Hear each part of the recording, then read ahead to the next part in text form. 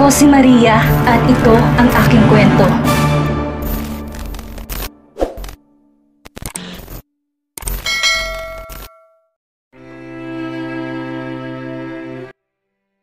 Inayos si Dark ang uniform na suot ni Arcos. He's been going to kindergarten since he's already 5. Dark caressed his son's head and kissed his forehead that made Arcos laugh. Dada, kikiliti ako, anito. Dark chuckled and patted his son's head. Muli niya pang inayos ang white polo nitong suot dahil may konti pang gusot ang damit. Nang tingin ni Dark maayos na si Arcos, tumayo siya at nilahad ang kamay. Let's go? Tumango si Arcos at tilagay ang kamay pasakop sa kamay niya. Nakaalalay siya sa anak habang pababa sila ng hagdan ng bahay. Nakasukbit din ang bag ni Arcos sa balikat ni Dark at ipasusuot na lang yon sa anak kapag nasa school na sila. Na makarating sa first floor, inabot na ng house help kay Dark ang food box ni Arcos na baon nito sa school. Kinuha yun ni Dark at tumango sa katulong bago marahang lumabas ng bahay, bit-bit ang anak. Sumakay sila sa SUV at dahil naroon na si Dave na driver niya, sa likod sila umupo ni Arcos. Arcos is excitedly sharing what happened to his school with his friends yesterday and Dark is attentively listening. Minsan pa nakikisali siya sa pagsasalita at si Arcos nakikinig din sa kanya. Dahil 30 minutes away pa ang layo sa school na pinapasukan ng anak, kinandong ni Dark si Arcos dahil napansin niya na pipikit ang bata. When he hugged him, Arcos looked up and Dark stared at him. Arcos then smiled and leaned on him as he closed his eyes. Lihim na naparunok naman si Dark nang may imahe na pumasok sa isipan niya. Ira? Muling naparunok si Dark ng bikig sa lalamunan at napabuga ng hangin na iipon sa kalooban. Seeing her image once again inside his head made him remember some unfortunate scenarios.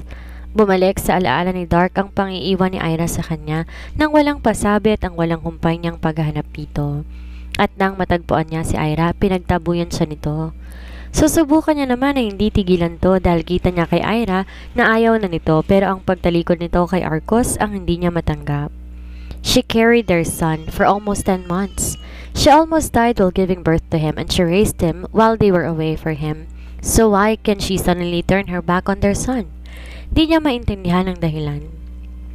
Alam niya, may rason si Ira pero sobrang nasaktan si Dark sa mga sinabi ni Ira kaya't sa huli, tinigil niya na rin ang paghabol dito. He told her that that was the last time he had begged her and if they meet again, he will treat her as a stranger. Halos nahirapan din si Dark sa pagpapalaki kay Arcos kahit katuwang niya sila Caleb at mismong pamilya niya. Yes, Arcos is still close with his uncles. Kahit hindi natuloy ang kasal nila ni Ira, maayos pa rin naman ang relasyon niya sa pamilya ni Gatsby dahil naging sandalan din ni Dark ang pamilya nila noong halos hindi niya mahanap ang sarili. The Legaspi family also looked for Ira and they were disappointed when Ira turned them down and chose to stay with Alejandro clan. Doon lang din nalaman ni Dark na si Ira ang nawawalang kapatid ni Zoren. Ang buong akala niya kasi dati half-brother lang ni Ira si Zoren, ngulit ito pala ang nawawalang anak ng mga magulang ni Zoren. Well, that explains a lot of things. He knew how powerful the Alejandro clan is and that time, ang nasa isip niya baka napipilitan lang si Ira sa ginagawa nito. Pero nung makita nito mismong dalawang mata niya kung paano ito nagpakasal sa iba doon, parang pinutol ang pag-asa niya para sa pamilya. He went back to the Philippines with a broken heart and he only fixed his attention to Arcos. Sa isip ni Dark dahil iniwan na sila ni Ira, itutuon na lang niya ang atensyon kay Arcos. And that's what he's been doing until now. Haplos sa pisngi ang nagpagising kay Dark. Nang ibaba niya ang tingin bagong gising mula sa pagkakaidip na si Arcos ang nakita niya. Dada, school na tayo? Sinilip ni Dark ang labas at nasa tapat na pala sila ng school ni Arcos. You ready to go, son? Tumango-tango si Arcos. Yes, Dada. I wanna meet Billy and Knox. They're my friends. Bumaba nga sila ng sasakyan at inatid ni Dark si Arcos sa classroom nito. Masayang nagpaalam ang anak sa kanya at siya naman dumiretso sa company para ituloy ang trabahong naiwan. Nang mapansin ni Dark na malapit na ang dismissal sa klase ni na Arcos, nagpaalam siya sa sekretary niya na aalis na. Iuwi niya na lang ang mga importanteng papeles sa bahay para ituloy kapag nakatulog na si Arcos. Papunta na si Dark sa private elevator nang merong tumawag sa kanyang atensyon. Dark! Agad na napalingon si Dark at tumapo ang palingin niya kay Amelia na tumatakbong papalapit sa kanya. Sa taas ng stiletto na suot nito, natakot si Dark na baka matumba ito kaya agad niya siyang sinilubong ang babae at balak saluhin kung madadapa ito. Amelia smiled at his gestures. Be careful! Sita niya sa babae. Malawak nang umiti si Amelia. I'm fine. Good thing na abutan kita rito. Look at what I have. Tinaas nito ang hawak na paper bag at maliwalas ang mukha na bumaling sa kanya. I baked cookies for you and for my baby Arcos. Tumaas ang sulok ng labi ni Dark bilang sagot at si Amelia naman lumapit kay Dark at kinawit ang dalawang kamay sa braso ni Dark. Papunta ka na ba ng school niya? Can I come with you? I miss our baby. Shooting a movie can be pretty hassle and it took me 3 months away from you guys. Kaya eto, miss na miss ko na kayo. Then, go with me. I think Arcos miss you too. Lumulan sila sa elevator at kita ni Dark ang pagsunod ng tingin sa kanila ng ilang empleyado dahil kilalan nila si Amelia. Hindi na lang nila binigyang pansin iyon. I really hope that Arcos will love these cookies. Ikaw, Dark, kain ka na rin, ha? Sinulya pa ni Dark si Amelia at tumango. Minasdan niya ito at di niya maiwasan na maalala na naman si Ira. From the way Amelia acts, he remembered her. But unlike before, hate is all that he feels for Ira right now. Hindi niya alam kung kailan yan magwawakas pero hinihiling niya. Sana mawala na siyang nararamdaman dito dahil gusto niya nang maging tahimik ang buhay. And having Amelia with him now is enough for Dark and he hopes to stay that way. Paano mo ako nahanap? Napaurong si Ira ng hakbang na makita sa harapan si Dark at si Caleb. Nasa Spain na siya at sisikapin niya na mamuhay na doon pero ano't narito si Dark sa harapan niya ngayon. Kasama pa nito si Caleb. What if someone saw them and hurt them? She couldn't make a gamble with their lives. Halata sa mukha ni Dark ang pagod at kita rin na nabawasan ng timbang ito dahil medyo pumayat si Dark. Pinigil ni Ira ang lumapit kay Dark para mahawakan ito dahil alam niya na bawat kilos niya ay may taong nakabantay sa kanya. Isang maling kilos lang baka may mangyaring masama kay Dark. Alam niya kayang protektahan ni Caleb ang sarili at siguro maging si Dark pero malakas ang kapangyarihan ng Alejandro clan dito at hindi sigurado si Ira kung makakauwi ba ng Pilipinas ang dalawa kung kakalabanin nila ang Alejandro clan. Kaya sa ganoong naisip, pinilit ni Ira na gawing blankong ekspresyon. Umalis na kayo. Hindi na ninyo ako dapat hinanap pa?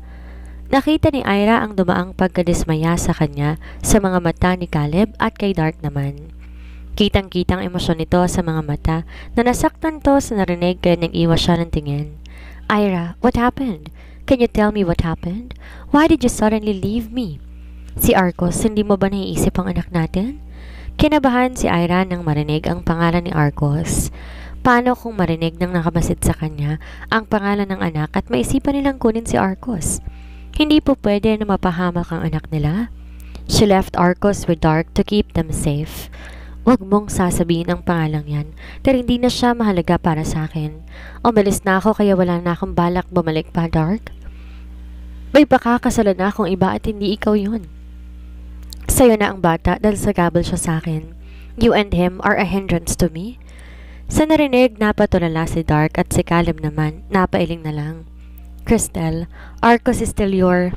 Pinaglapat ni Ira ang mga ngipin at pinilit patigasin ang kalooban. Pinutol niya ang sinasabi ni Caleb. Umalis na kayo. Hindi na magbabago pa ang desisyon ko. Kalimutan niyo na ako dahil hindi na ako babalik. Bago ng buhay ko rito at wala na akong balak pang bumalik ng Pilipinas. Hindi, babalik ako.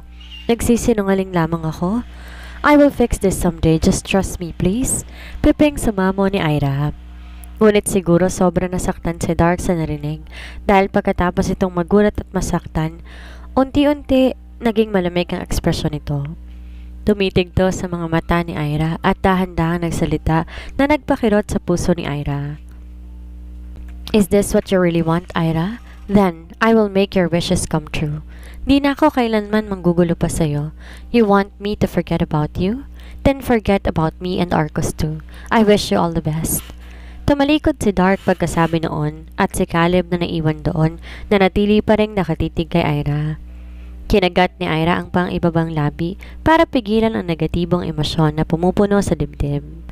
Gustong-gusto niya na malakas na umiyak dahil sobra siyang nasasaktan sa mga binitawang salita pero hindi niya po pwedeng gawin yon. She could only hope that she could still hold on from showing her emotions while she was being watched. Nagpalitan sila ng tingin ni Caleb at bumuntong hininga ito. Sandaling pumikit si Caleb, dinilat ang mga mata at bagyang itinango ang ulo sa kanya. Napanunok si Ira, marahan din siyang tumango rito bago siya tinalikuran ni Caleb. Sa palitan nila ng tango alam niya na iintindihan ni Caleb ang gusto niyang ipahiwatig. At nang makaalis ang dalawa at makabalik si Ira sa lugar kung saan alam niya na walang nagbabantay sa kanya, doon niya pinawalan ang namuong emosyon. Malakas siyang humagulhol dahil hindi niya naisip na kaya niyang itaboy si Dark at sabihin na wala siyang pakialam sa anak. Hindi yun totoo, pero hindi niya kayang patawarin ang sarili sa nagawa. I am sorry, Dark. I'm sorry, Arcos. I'm so sorry. Hindi ko sinasadya. I'm just lying. I'm sorry. I'm sorry. Umiiyak na nagising si Ira sa panaginip. That dream still haunts her. Bumalik na naman sa balintataw niya ang nangyari dati at hanggang ngayon. Hinahabol pa rin siya ng konsensya dahil sa mga sinabi kay Dark. Dark tried so hard to find her in Spain and when he did, she hurt his feelings. Ginawa niya yon para maprotektahan sila pero alam niya nasaktan si Dark. It's been 2 years since that day happened. 2 taon din siyang nangulila sa mag-ama niya na pinagkakasya na lang ni Ira ang sarili na isiping malapit na silang magtagumpay. Oras na mapapagsak nila ni Darius ang Alejandro clan, Fontanilla clan at ang samahan na Realeza and La Sombra, babalik na rin sa dati ang lahat at yon ang kinakapitan niya. Pinunasan ni Ira ang basang pisngi at kiniyom ang mga kamay. She will make sure that they will get destroyed. Lahat gagawin niya para makalayo na sa impyernong kinalalagyan niya ngayon. Kitang-kita ang hindi maipintang muka ng ama ni Darius at maging ang mga katulong halos nakatungtong sa numero dahil natatakot sila na lalong galitin ang Don. Nalaman lamang ni Ira ang dahilan nung pumasok na si Darius sa kwarto nilang dalawa. Kitang tuwa sa mukha ni Darius kaya pinagpaliwanag niya ito. I already gave the evidence I have to the CIA, FBI and Interpol, Ira. Hindi pa lahat nasa kanila and what they have is enough to convict some people from the organization. Kailangan ng mabuwag ang RLS at tayo magiging daan para masira ang RLS. Halos mapapalakpak si Ira sa narinig at lumawak ang ngiti niya. Dinamba niya ng yakap si Darius at maging ito masayang humalakak. They are really close to the freedom they are praying for. Malaki lang pasalamat niya at hindi masamang tao ang pinasakasal sa kanya dito sa Espanya. Imbes, naging kasangga niya si Darius sa lahat. Alam niyang mapagkakatiwalaan ng lalaki dahil may mahal itong iba at hinihintay lamang ni Darius na makawala rin ito sa galamay ng pamilya para umamin sa taong gusto nito. Oras maayos ang lahat, makakauwi na rin siya sa Pilipinas. Dark, Arcos, I'm coming home. Please wait a little more. Tita, the cookies you baked taste so good. I love it. Masayang ani Arcos. Inabot naman to ni Amelia para punasan ng pawis. Nasa Ocean Park sila dahil weekend ngayon at walang klase si Arcos. Iniwan muna ni Dark ang mga trabahong meron siya para maglaan ng oras kay Arcos. Ayaw niya na maramdaman nito na inuuna niya ang trabaho kaya kahit kulang ang oras, pinipilit niyang isiksik ang pagpasyal kay Arcos. Amelia accompanied them to the Ocean Park since she likes to spend time with his son. Aliw na aliw to kay Arcos at kita naman gusto rin ni Arcos si Amelia. Well, Arcos is welcoming and nice to all people, so it's not really special. You like that? Then I'll give you some more, baby. Pakis nga. Amelia leaned and tried to kiss Arcos and the kid giggled. Tita, I'm pawis. Later na lang. Amelia smiled and resumed to wipe Arcos' sweat. Nakamasid naman si Dark sa dalawa habang kausap niya sa cellphone si Secretary C. Binalita nito sa kanya na may bagong na-close na deal ang team ng kumpanya na pinadala nila sa abroad. Sinabihan niya na dagdagan ang bonus ng team na iyon bago niya ibinaba ang tawag. Secretary C is still working under him, but he manages the business that he has minimal control over. Si Butler James naman pinabalik siya mula sa pag-aasikaso ng asyenda sa probinsya. Bumalik ito nung pakiramdam niya kailangan niya na ng tulong mula nang umalis si Ira. Agad na pinilig ni Dark ang ulo para maalis sa utak ang imahe na pumasok sa isip. He should not think about her. Hindi niyang alam kung pumasok ba sila ni Arcos sa isip ni Ira, kaya bakit siya magtutuon ng oras para isipin to. He may sound bitter, but that's his feelings. He knew that he was still affected, but he forced down that feeling and buried it in the deepest part of his heart. Sinubukan pa ni Dark na ayusin ang emosyon na itinoon niya ang pansin kay Arcos. Nakita niya na masaya itong nakikipagkwentuhan kay Amelia at si Amelia naman giliw na giliw kay Arcos. Tita, my classmates told me that I can see fish here and there, right? I love them. And I saw Nemo. I saw him with his father and it's like me. And Dada? The father fish is taking care of Nemo. They really swim fast. Really? Wow, Arcos. That's great. Then if you want, we will go here again. Do you like that? Arcos quickly nodded his head. Seeing Arcos this happy, somewhat eases Dark's ill mood. Hindi man niya mahal si Amelia, masaya siya sa company nito at komportable siya na kasama ito. Kita niya rin na tanggap naman si Amelia ni Arcos, kaya naman nakontento na rin siya doon. He may not be happy but he is somewhat contented. Nakauwi na sina Dark at Arcos. Sumama sa kanila si Amelia at naabutan nila si Calixto, ang ama ni Dark. Bumisita ang ama ni Dark doon para i-check si Dark at Arcos at nakita nitong naroon si Amelia. Kaya maayos din itong pinakisamahan si Amelia. Nagpakitang gila si Amelia at pinagluto sila ng pagkain at nagsalo-salo sila. Nagpaalam din naman si Amelia sa kanila at inihatid nito si Dark sa sasakyan nito. Nang makabalik si Dark, sumalubong sa kanya si Calixto na nasa pinto ng malaking bahay. Dahil nakakalakad na, nagagawa na ni Calixto na magparoot pa rito. Sa ngayon, nakatira to sa ancestral house kasama ng anak ng lolo ni Dark. Are you serious with her, Dark, Wayne? Pumasok silang dalawa sa loob ng bahay bago hinarap ni Dark ang ama. Do I look like I'm playing with her, Pa? I am serious with Amelia. Dark has been in a relationship with Amelia for over a year. They met when he was feeling downcast and weary because he was so broken at that time.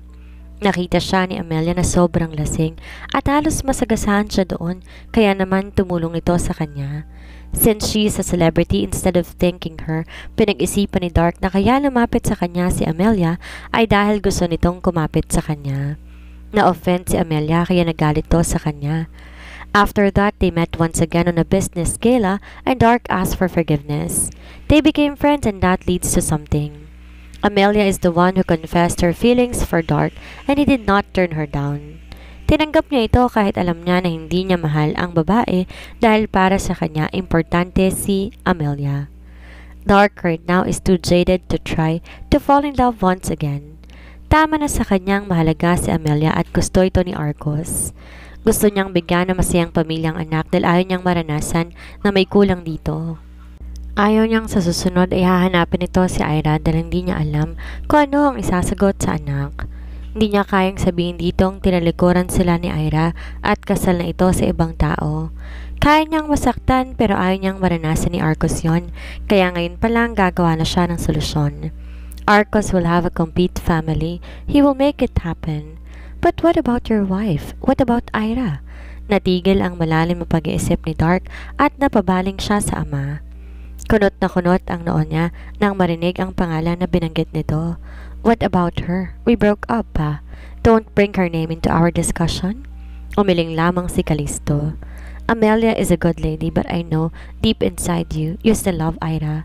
Don't make decisions when you're mad, Dark, Wayne. Hindi lang sarili mong masasaktan, maging ang ibang mga tao madadamay. Agad naman na nag-deny si Dark.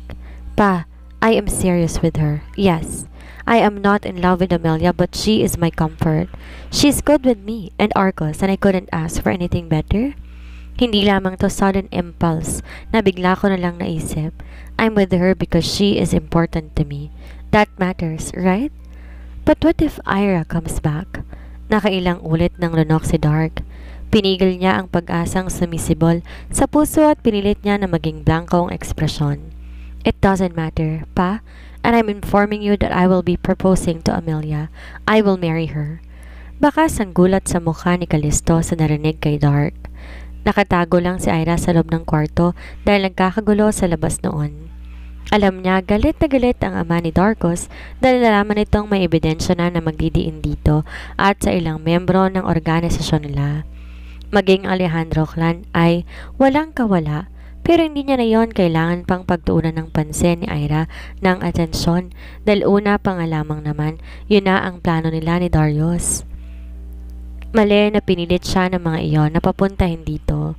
Ngayon, dapat lang na masira ang organisasyon na meron sila. They were guilty of human trafficking, selling human organs to wealthy people, prostitution, and illegal drug trafficking. Alam niya na ang drug na tinuro kay Zorin ay isa sa mga bagong drug na inimbento ng samahan nila ng Realeza and La Sombra. At kung isasalin sa Tagalog, royalty in the shadows ang kahulugan noon. Maraming makapangyarihan na pamilya sa buong mundo ang kasapi sa organisasyon na ito at sa Spain ang baluarte nila at kilala at front ng RLS ang Alejandro clan.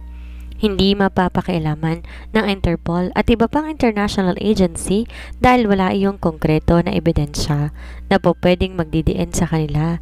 Pero hindi alam, si Darius ang tagapagmana ng RLS ay mismong may hawak ng posisyon nito.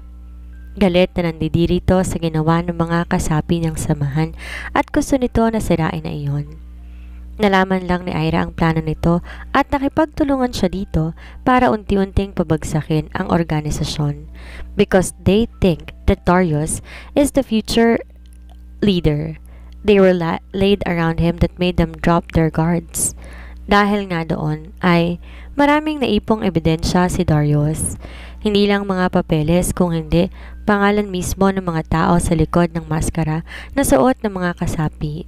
And now, they will pay the price for what they did. Hindi na makapaghintay si Ira na mangyari iyon at may saayos dyan na ang buhay. Bumukas ang pinto ng kwarto, kinabahan si Irang bigla. Ngunit nung nakita niya na si Darius iyon at buhat si Celestina, napabuga siya ng hangin. Hold my sweet Celestina, Ira. Once I give it a signal, you will take her away from here, okay? People from the outside will soon get here and they will detain all the people that they will see here. Pwede kayong masakta ni Celestina kaya umalis na kayo hanggat kaya pa. Kinuha ni Ira si Celestina sa mga bisig ni Darius at mahigpit na niyakap ang bata. Nag-aalala siyang tumingin kay Darius dahil maiiwan ito rito. What if something goes wrong and he could be put into danger? Ayaw na ni Ira na mangyari pa iyon. Sa nakalipas na mga taon, naging mabuting magkaibigan si Darius sa kanya kaya ayaw niya na mapahamak ito. Maiiwan ka rito? Baka madamay ka, Darius. Paano kung akalain nila nakasama ka? Umiling si Darius sa kanya. I will be fine. Hezekiah will accompany me. You know him, Ira. He will protect me. Sa narinig na pangalan kahit papano ay napanatag din si Ira. Hezekiah is Darius' shadow guard. Madalang na madalang ito na makita ni Ira pero alam niyang malakas si Hezekiah at kaya nitong protektahan si Darius. Pero magiging maayos ka ba talaga dito? You will follow us, right? Alanganing ngumiti naman si Darius. I will try to, Ira, but please, go somewhere safe first and bring my daughter with you. Take the secret route I taught you, okay?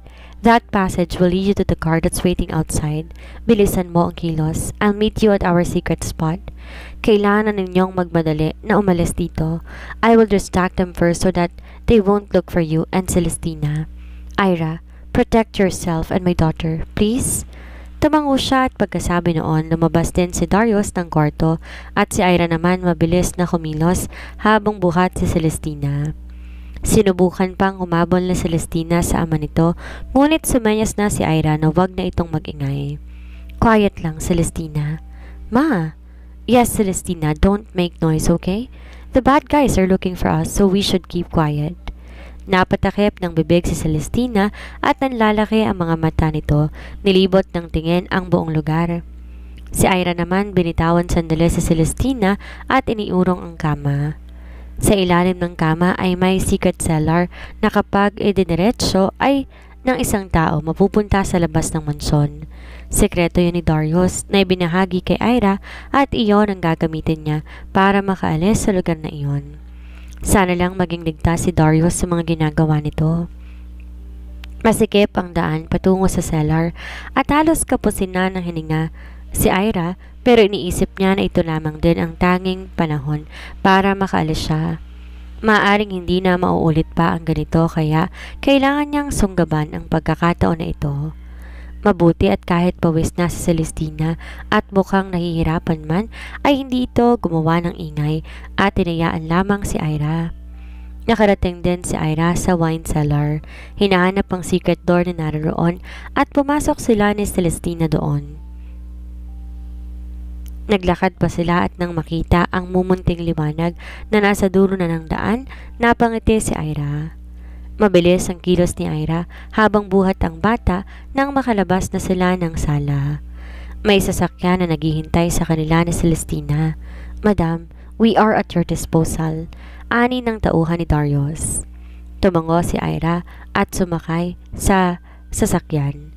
Pinanghahawakan niya ang pangako ni Darius na magiging ligtas ito kaya hindi na siya naghintay pa doon.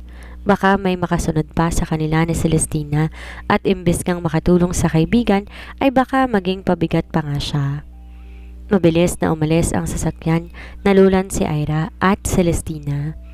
2 araw na naghihintay si Ira kay Darius ngunit wala pa rin talaga itong nararamdaman. Kinakabahan na siya para sa kalagayan ng kaibigan ngunit umaasa pa rin siya na ligtas ito. Hindi naman siya binigo ng may kapal dahil ng bandang hapon kumatok si Darius kasama si Hezekiah. Marungis at mukhang galing sa gulo si Darius base sa itsura nito ngunit ngiti-ngiti naman tong humarap kay Ira. "Bagsak ang organisasyon, Ira. Makakalaya ka na?" Anito sa marahang boses. Nagliwanag ang ekspresyon ni Ira at kulang na nga lamang tumalon siya sa kinatatayuan. "Ang ama mo, kasama ba siya sa nahuli?" Tumabingi ang ngiti ni Darius. "He got away, but his underlings were arrested. Alam kong mahuhuli na rin siya kaya hindi ka dapat mangamba, Ira. Makakauwi ka na." Puminta ang malawak ng ngiti sa labi ni Ira. Finally, she could go home. Makakauwi na siya sa mag-ama niya na matagal niya nang hinihintay. Nakangiti siyang bumaling kay Darius. "Salamat, Darius. Ikaw ba? Anong plano mo?" Darius just smiled at her. Magtatanong pa sana siya ngunit nabigla si Ira noong bigla na rumolyo pataas ang mata ni Darius. Nawalan ito ng malay at bumagsak. "Darius!" sigaw ni Ira. Agad naman na sinalon ni Hezekiah si Darius at tumingin ito kay Ira. "May 2 tama na ng baril si Master Darius, ma'am." Nanlaki ang mata ni Ira at napatingin siya kay Darius. Doon lang niya napansin ang mga patak ng dugo sa may paanan nila.